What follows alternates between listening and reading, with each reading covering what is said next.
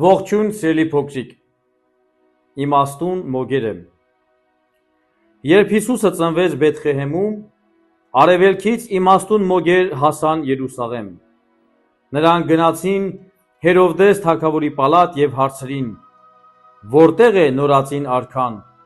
Մենք նրա աստղը փայլելիս տեսանք եւ եկանք նրան երկրպագելու։ Երբ Հերովդեսն այս լսեց, շատ վրդովվեց, չէ որ ինքն էր հրեաների արքան։ Նա իր մոտ կանչեց սուրբ գրերին քաջատեղյակ բոլոր իմաստուններին եւ նրանց հարցրեց. որտեղ պետք է ծնվի Մեսիան,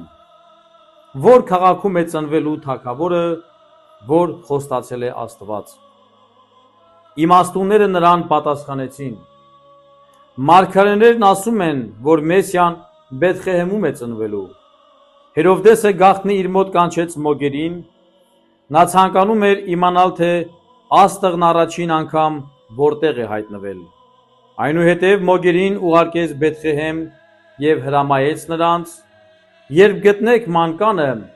իմաց տվեք ինձ, որպեսզի ես էլ գամ եւ երկրպագեմ նոր արքային։ Մոգերը հետևեցին աստղին եւ այն նրանց դեպի Բեթլեհեմ ուղղորդեց։ Եկավ ու կանգ առավ գոմի վրա, որտեղ երեխան էր։ Մոգերը ներս մտան, գտան երեխային մոր Մարիամի հետ եւ երկրպագեցին նրան։ Այնուհետև նրան ընծաներ մատուցեցին ոսկի, կնդրուկ եւ զմուռ։ Դրանից հետո մոգերն իրենց հայրենիք վերադարձան մեկ այլ ճանապարհով, որովհետև Աստված երազում հայտնվեց նրանց եւ հրամայեց այլևս չվերադառնալ Հերովդեսի մոտ։